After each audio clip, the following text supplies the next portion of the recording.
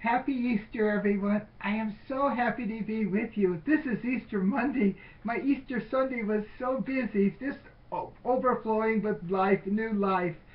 Oh, the sun is out. It's so beautiful. The trees are in their buds. The little cover of the buds that are on the trees. We have maples here around our house, Mary's little house here in Centerville, Illinois. We have maples, and they're just sprinkling all these little brown covers of the buds, and there's no green yet, but they're still brown. But they're getting real plump, ready to blossom out, ready to sprout out into green, ushering a new season of the spring, and reminding us of the resurrection when the earth, the bare limbs become green, and the daffodils and jonquils and the flowers start to bloom. It's a sign of new life, and it's a sacramental to remind us of Jesus, the risen Lord. He's no longer in the tomb. The tomb's empty, and all our tombs will be too at the resurrection of the dead, the resurrection of the body, his body. He still has his in his glorified body, the nail prints and his side right there. You can't see it very right where he was speared after he died. That the centurion pierced his heart, and blood and water flowed through on us, and on his feet too. But his glorified body, even his wounds, the wounds just remind us of how much he loves us, and before the Father now, he's sitting at the Father's right hand, interceding for us. I am so glad to be with you. So happy to greet you on this Easter octave. This is an octave. Easter Sunday is one day is not enough. The church has solemnities, 8 solemnities. The solemnity is the highest rank. There's feasts and there's memorials, but the solemnity is the highest rank of our feasts. And there's 8 of them, like 8 Easter Sundays together. 8 octave, or eight of them after Easter Sunday. It's marvelous. And then we're waiting for Pentecost. So all the way to Pentecost Sunday to Easter Sunday, there's Easter season. So the Easter season extends all the way to Pentecost, from Easter Sunday to Pentecost. But these are solemnities. The church just pulls all the stops out of the organs and the choirs and the flowers and everything to celebrate the risen Lord, his triumph over sin and death and darkness and evil. We know it will come. He has done it already. This is only playing out in our daily lives. We're part of his applying, are extending his kingdom. The graces are here to do that. Oh, I wanted to give, what does Easter Sunday mean to me, or what Easter mean to me? And I've been praying, and I haven't done my daily reflection yet. I usually do it at 4 o'clock after my 3 to 4 a.m. A prayer. I've been I've been burning the oil, the candle on both ends, so to speak, and I've been really thrown off in my my schedule, my life, my nice neat schedule's been, but because of other life, other things, other needs, I'm not all organized very well. But anyway, I am so happy to be with you. And when I was getting ready, see, I'm all dressed up just like I was on Easter Sunday. For Easter Monday, I'm heading to pick up my adopted daughter to bring her to church now. But what I said, I was just praying. I should have knew the Lord would help me to give some personal. What does it mean to me? And hopefully to all of you as I share it with you. It means new eyes. When I sit on my bed to get my new black shiny shoes on and everything, I closed my eyes and I said, I'm not going to open them up, Lord, until you give me new eyes. Then I thought, well, I already got new eyes. Like everyone else who is baptized, there is the gift of faith, an infused gift. It's just a sheer gift of faith that's a new way of seeing things. So I have new eyes already from my baptism. That happened 73 years ago. But I said, no, Lord, I want to better better sight, new eyes. I want to see everything in the light of the Easter mystery, the light of the glorious victory over death, the light of the tomb, radiant with new life of Jesus coming out of that tomb, the sun bursting, Jesus bursting on a new world that he has brought about by his death and resurrection and his resurrection. I want to see the faith I received in baptism in a new and radiant light. I want to see everything in that light, in the light of the resurrection, in the light of hope. And I said, I'm not opening my eyes until you do that for me, Jesus. I'm not opening my eyes.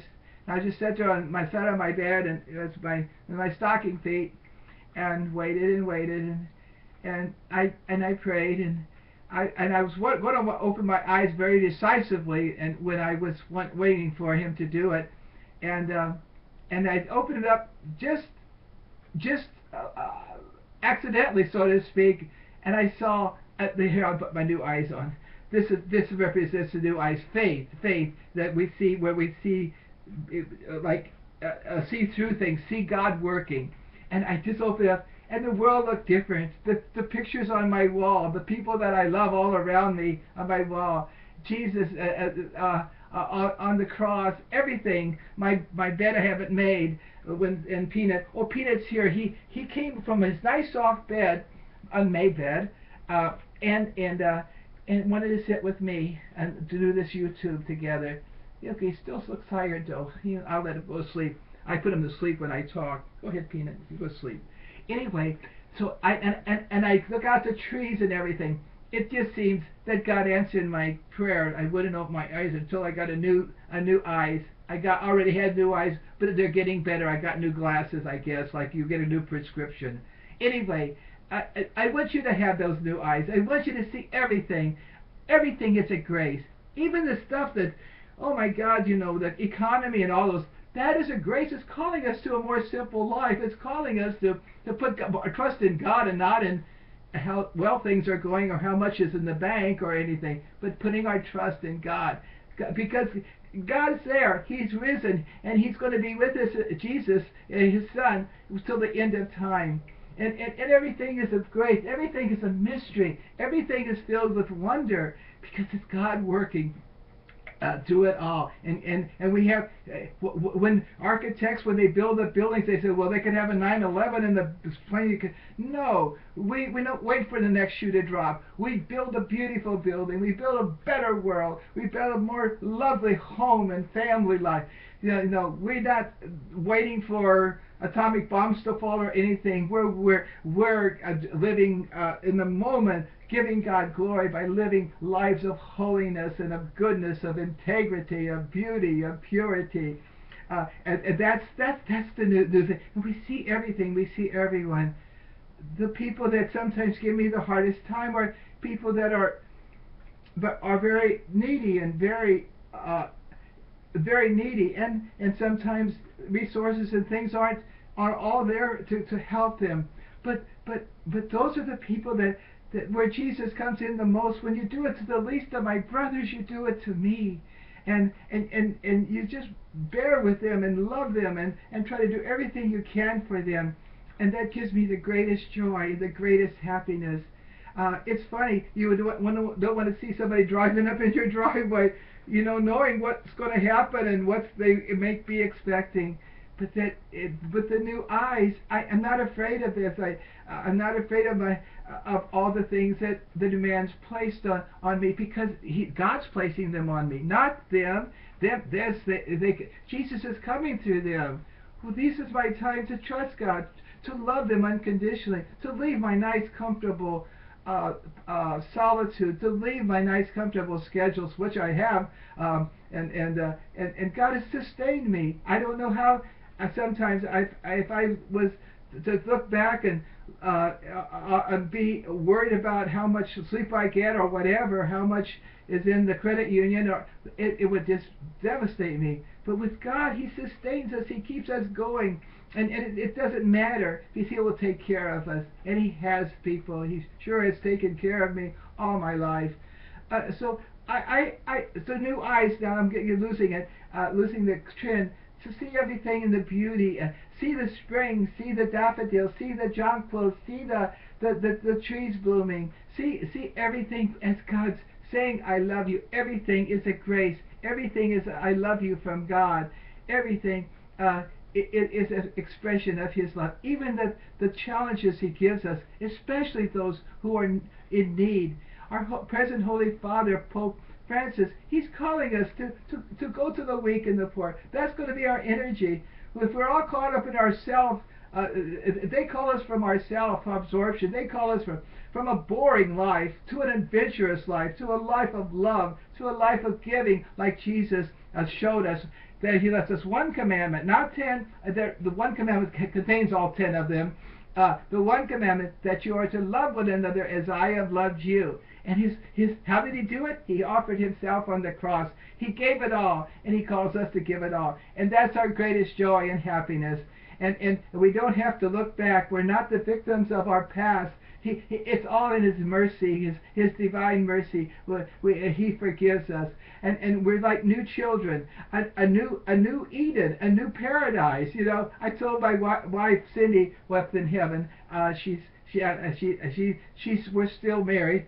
I told her, I said, you're my Eve now. You're my new Eve in this new resurrected time of Jesus, this new era, this time of a new innocence and a new beauty and a new purity, a new everything. He's made, as He said before, when He was walking on the streets of Jerusalem and Galilee, on the shores of the Lake Gennesaret, I make all things new. All things new. Everything's brand new. And so everything's out of the box with the tissue and everything. And He clothes us with a robe. That's we make our baptismal garment. We want to have it shiny and beautiful and innocent and filled with integrity. So when He comes, we're all ready to go. We got our wedding gown to go into to the wedding reception, and He's the groom, and we're His bride, or His spouse, the church, and each individual we're His too. I am so glad. Happy Easter to you all. God bless you. Put on your new eyes now. In the new eyes, you keep the glasses, the new eyes sharp by your prayer. You have to see everything. Exercise that new eyes. Look at everything with God's through the lens of God, of faith, and see God working at everything. And shine them up. I get my new handkerchief here. Shine them up with prayer. Prayer makes us grow in faith, makes us grow. Just everything, we become second nature. We don't even know we have our glasses on. We're seeing everything with faith. As the scripture says, a just man lives by faith and not by sight. Yes, we see sight too. That's wonderful. But we see with these new eyes of faith, in the light of the resurrection, filled with hope and newness and wonder and mystery and love. We see everything in the light of the risen Lord. He loves us so much, and He wants us to be happy. Orders from headquarters, rejoice and be glad. This is the day the Lord has made. Let us rejoice and be glad. Happy Easter, everyone.